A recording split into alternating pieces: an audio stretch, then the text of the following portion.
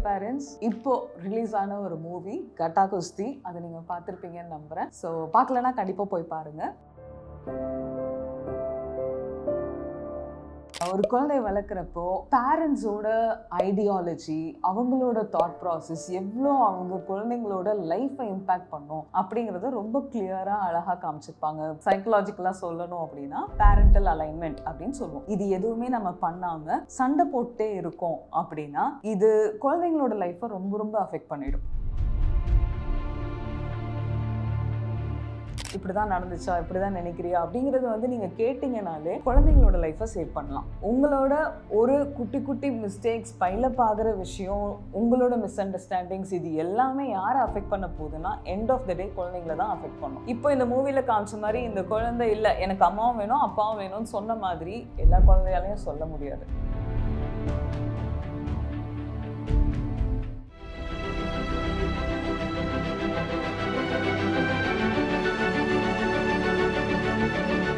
Hi dear parents, இப்போ release ஆன ஒரு மூவி கட்டா குஸ்தி. அதை நீங்கள் பார்த்துருப்பீங்கன்னு நம்புகிறேன். ஸோ பார்க்கலன்னா கண்டிப்பாக போய் பாருங்கள். அதில் குழந்தைங்களோட எமோஷன்ஸை ரொம்ப ரொம்ப அழகாக காமிச்சிருக்காங்க. ஒரு குழந்தைய வளர்க்குறப்போ பேரண்ட்ஸோட ஐடியாலஜி, அவங்களோட தாட் ப்ராசஸ் எவ்வளோ அவங்க குழந்தைங்களோட லைஃப்பை இம்பேக்ட் பண்ணும் அப்படிங்கிறத ரொம்ப கிளியராக அழகாக காமிச்சிருப்பாங்க. பேரண்ட்ஸோட எமோஷன்ஸ் எப்படி இருக்குது அப்படிங்கிறது எல்லாமே காமிச்சிருப்பாங்க. இதில் இந்த ரோலில் அம்மா ஒரு ஸ்போர்ட்ஸ் விமனாக இருக்காங்க. அந்த ஸ்போர்ட்ஸ் விமனாக இருக்கும்போது என்னோட குழந்தையும் ஒரு ஸ்போர்ட்ஸில் சூப்பராக வரணுங்கிற ஒரு பேசிக் தாட். ஓகே, ஸோ அந்த பேசிக் தாட் என்ன பண்ணுது அப்படின்னா அந்த இன்ட்ரெஸ்ட் இல்லாத குழந்தைய அவங்களுக்கு ஒரு ஃபோர்ஸ்ஃபுல்லாக நீ இப்படி தான் இருக்கணும்னு நம்ம எக்ஸ்பெக்ட் பண்ணுறது ஓகே தான், நார்மலாக ஒரு பேரண்ட்டுக்கு தோன்ற விஷயம்தான். பட் ஸ்டில் அந்த குழந்தைக்கு இன்ட்ரெஸ்ட் இல்லாதப்ப அவங்க எவ்வளோ ஃபோர்ஸ்ஃபுல்லாக அந்த விஷயத்த பண்ண வேண்டியதாக இருக்கும் அப்படிங்கிறதையும் ஒரு பாயிண்ட் காமிச்சிருப்பாங்க. அதுக்கப்புறம் அந்த குழந்தைக்கு ஆக்சுவலாக என்ன பிடிக்குது, டான்ஸ் பிடிச்சிருக்கு அப்படிங்கிறத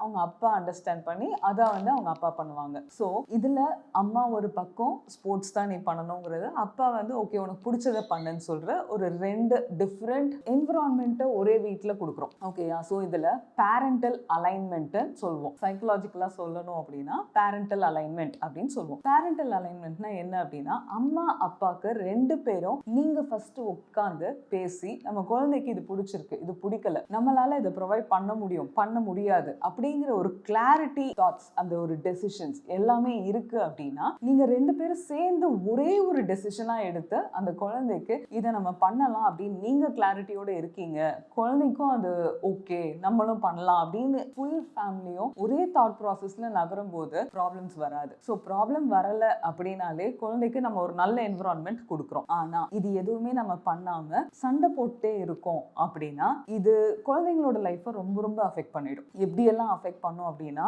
ஒரு குட்டி மிஸ் அண்டர்ஸ்டாண்டிங் பேரண்ட்ஸ்குள்ள இருக்கிறது ஸ்டார்ட் ஆயிட்டு அது இந்த மூவில ரொம்ப அழகா காமிச்சிருப்பாங்க. அது டிவோர்ஸ் வரைக்கும் போகும். அது இது மட்டும் ரீசன் கிடையாது, மல்டிபிள் ரீசன்ஸ் இருக்கும். அந்த மல்டிபிள் ரீசன்ஸ் எல்லாமே பார்த்தீங்கன்னா ஒரு ஸ்டார்டிங் பாயிண்ட் இருக்கும், ஒரு மிஸ் அண்டர்ஸ்டாண்டிங் இருக்கும். அந்த மிஸ் அண்டர்ஸ்டாண்டிங்ல இருந்து அவங்க அதை டிஸ்கஸே பண்ணாம அந்த ப்ராப்ளமை முடிக்காம அது கூட சேர்ந்து பைலப் பண்ணிட்டே வருவாங்க. ரெண்டு பேருமே அவங்களுக்கு தோணுன எல்லா விஷயத்தையும் நினைச்சுப்பாங்க. எண்ட் ஆஃப் தி டே ஒரு பார்ட்னர் நான் என் ஒய்ஃப்க்கு நல்லது தான் பண்ணணும் அப்படின்ற மாதிரி தான் அந்த ஹஸ்பண்டோட பாயிண்ட் ஆஃப் வியூ எல்லாமே இருக்கும். பட் இதை வைஃபால புரிஞ்சுக்க முடியாது. அது புரிஞ்சுக்க முடியாது அப்படிங்கிறது எதனாலன்னு பார்த்தீங்கன்னா அந்த பெர்ஸ்பெக்டிவ், இவங்க மேல இவங்களுக்கு இருக்கிற ஐடியா, இது எல்லாமே நம்மளோட தாட் ப்ராசஸ் தான். இந்த தாட்ஸ்லயே வச்சுக்காம டைரக்டா போய் உட்கார்ந்து பேசுறது இருக்கு இல்லையா, பேசினாலே பாதி ப்ராப்ளம் எல்லாத்துலயுமே சால்வ் ஆயிடும். இப்படிதான் நடந்துச்சா, இப்படிதான் நினைக்கிறியா அப்படிங்கறது நீங்க கேட்டீங்கனாலே குழந்தைங்களோட லைஃப்பை சேவ் பண்ணலாம்.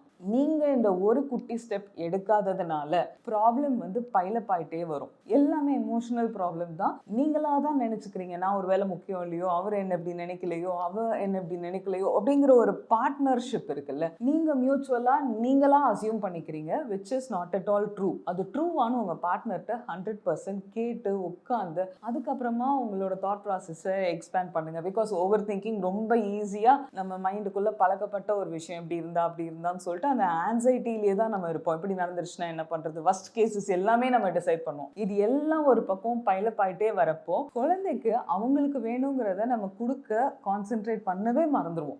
ஓகேவா? ஸோ அப்படி மறந்த ஒரு ஃபேமிலியாக தான் இந்த மூவியை வந்து ரொம்ப அழகாக காமிச்சிருக்காங்க, ஸ்டார்டிங்கில் இருந்து எண்டு வரைக்கும். ஸோ அந்த எண்டு வரப்பவும் வந்து டிவோர்ஸஸ் வந்து எப்படி குழந்தைய அஃபெக்ட் பண்ணும் அப்படிங்கிறதும் ரொம்ப அழகாக காமிச்சிருப்பாங்க. மேபி பேரண்ட்ஸ் டிசைட் பண்ணலாம், நான் டிவோர்ஸ் பண்ணுறேன், எனக்கு இந்த ரிலேஷன்ஷிப் வேண்டாம் அப்படின்ட்டு. பட் உங்களோட டெசிஷன் தான் அந்த குழந்தையுமே. அந்த குழந்தைய வந்து அம்மா கிட்ட இருக்கணுமா அப்பா கிட்ட இருக்கணுமான்னு அந்த செப்பரேஷன் நீங்க கொடுக்குறீங்கல்ல, குழந்தைக்கு ஆப்வியஸா அம்மா கூடயும் இருக்க பிடிக்கும் தான், அப்பாவையும் பிடிக்கும் தான். ஸோ 2 பேரையும் பிடிக்கும். நீங்க வந்து அந்த குழந்தைக்கு இன்னும் பிரெயின் டெவலப்மெண்ட்டே இல்லாத ஒரு குழந்தை, எமோஷன்ஸ் மட்டும்தான் உலகம்னு வாழ்ற ஒரு குழந்தைக்கு நீங்க வந்துட்டு அம்மா கூட இருக்கணுமா அப்பா கூட இருக்கணுமான்னு ஒரு கன்ஃபியூஷனான ஒரு பாயிண்ட்டை கொடுக்கும்போது அவங்களால டிசைட் பண்ண முடியாது. அவங்களோட சைல்டுஹுட்டே ரொம்ப பேடா மாறிடும். உங்களோட ஒரு குட்டி குட்டி மிஸ்டேக்ஸ், பைலப் ஆகிற விஷயம், உங்களோட மிஸ் அண்டர்ஸ்டாண்டிங்ஸ், இது எல்லாமே யாரை அஃபெக்ட் பண்ண போகுதுன்னா எண்ட் ஆஃப் த டே குழந்தைங்கள தான் அஃபெக்ட் பண்ணும். இப்போ அந்த குழந்தை கிளாஸ்ல எப்படி புலி பண்றாங்க அதையும் ரொம்ப அழகா காமிச்சிருந்தாங்க. ஃப்ரெண்ட்ஸ் எப்படி கிண்டல் பண்றாங்க, அதை எப்படி ஃபேஸ் பண்ணணும்னு சொல்லி கொடுக்க வேண்டியது கூட பேரண்ட்ஸோட ரெஸ்பான்சிபிலிட்டி தான். ஸோ இவ்வளோ விஷயம் இருக்கு, நம்ம ரொம்ப கேஷுவலா இதெல்லாம் ரொம்ப நார்மல் அப்படின்னு சொல்லி நம்ம பண்றோம். கிடையவே கிடையாது, எதுவுமே நார்மல் கிடையாது. குழந்தைங்க டிவோர்ஸுங்கிற ஒரு வேர்ட் அவங்களுக்கு இப்போ இருக்க ஜென்ரேஷன் கேட்டாலே அவங்களுக்குள்ள ஒரு ஃபியர் இருக்கு. அவங்களுக்கு நிறைய விஷயம் சொல்ல தெரியாது, வேர்பலா கம்யூனிகேட் பண்ண தெரியாது, பட் எமோஷ்னலா ரொம்ப ரொம்ப ரொம்ப ஹெவியா ஃபீல் பண்ணுவாங்க. அது எமோஷனல் பர்டன்னு சொல்லுவோம். ஒரு மாதிரி திங்கிங்லயே வந்து அவங்க எக்ஸாஸ்ட் ஆயிடுவாங்க. ஸோ ஆட்டோமேட்டிக்கா என்ன ஆகும் அப்படின்னா, இந்த மாதிரி தாட் ப்ராசஸ் இருக்கிற குழந்தைங்க இருக்காங்க இல்லையா, ஸோ இந்த குழந்தைங்க எல்லாமே வந்துட்டு அவங்களாவே ஒரு இமேஜினரி வேர்ல்டை கிரியேட் பண்ணிப்பாங்க. ஒருவேளை இப்படி ஆயிடுச்சுன்னா என்ன பண்றது, அப்படி ஆயிடுச்சுன்னா என்ன பண்றதுன்னு. இப்போ இந்த மூவில காமிச்ச மாதிரி இந்த குழந்தை இல்ல எனக்கு அம்மாவும் வேணும் அப்பாவும் வேணும்னு சொன்ன மாதிரி எல்லா குழந்தையாலையும் சொல்ல முடியாது. பட் எல்லா குழந்தையும் நினைப்பாங்க, அதை சொல்ல முடியாது. இவ்வளோ ஒரு டிஃபிகல்ட்டி குழந்தைக்கு இருக்கும்போது நம்ம என்ன பண்றோம்னா நம்ம மேல மட்டும்தான் கான்சென்ட்ரேட் பண்ணிட்டு இருக்கோம். என்னோட பிரச்சனை, என்னால இவங்களோட இருக்க முடியாது, என்னால அவங்களோட இருக்க முடியாது, இந்த மாதிரி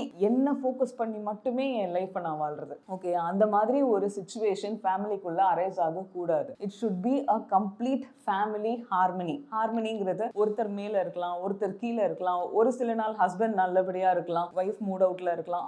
அந்த பேலன்ஸை வந்து கொண்டு வர வேண்டியது ஒரு ஃபேமிலியோட ரெஸ்பான்சிபிலிட்டி. அப்பதான் வந்து அந்த என்விரான்மெண்ட் நல்லா இருக்கும். என்விரான்மெண்ட் நல்லா இல்லை அப்படின்னா குழந்தைங்க எமோஷனலா சேஃபா இருக்க மாட்டாங்க. எமோஷனலா சேஃபா இல்லை அப்படின்னா அவங்க எப்பவுமே பயத்திலே வாழ்வாங்க. பயத்துல வாழ்றாங்கன்னா சர்வைவல் மூட்ல தான் வாழ முடியும். சர்வைவல்னா இன்னைக்கு இந்த பிரச்சனை வராம எங்க அம்மா அப்பாவும் சண்டை போடாம இருந்துடணும், அவ்வளவுதான் என்னோட டார்கெட்டா இருக்கும். இன்னைக்கு நான் என்ன பண்றேன், நான் ஜாலியா இருக்கேனா, நான் விளையாடுறேன்னா, நான் வந்து படிக்கிறேன்னா, அந்த மாதிரி அவங்க தாட் ப்ராசஸ் போகாது. அது ஃபுல் அண்ட் ஃபுல் எப்படி ஆயிடும்னா சர்வைவல் மோடுக்கு சேஞ்ச் ஆயிடும். ஓகே, ஸோ அதை வந்து த்ரைவிங் மோடுன்னு சொல்லுவோம். சர்வைவல் மோடு ஒன்று, த்ரைவிங் மோடுன்னு சொல்லுவோம். த்ரைவிங் மோடு எப்போ நடக்கும் அப்படின்னா, எனக்கு பிடிச்சிருக்கு, நான் இது படிக்கணும், நான் அது தெரிஞ்சுக்கணும், நான் விளையாட போகணும், இப்படி தான் வந்து நான் திங்க் பண்ணணும், இப்போ நான் ஃபுட்பால் விளையாடுறேன் அப்படின்னா இப்படி தான் நான் கோல் போடணும், ஸ்ட்ராட்டஜிக்காக திங்க் பண்ணுறது, இதெல்லாம் எப்போ நமக்கு வரும் அப்படின்னா நீங்கள் எந்த மென்டல் வரிஸும் இல்லாமல் இருக்கிறப்ப, எமோஷன்ஸ் சேஃபாக இருக்கும்போது தான் இது எல்லாமே நடக்கும். நமக்கு குழந்தைங்களுக்கு அவுட்புட்டும் வேணும், அதே டைம் ஃபேமிலிலையும் இவ்வளோ பிரச்சனை இருக்கும். குழந்தைங்க எல்லாத்தையும் ஃபேஸ் பண்ணணும் அப்படின்னா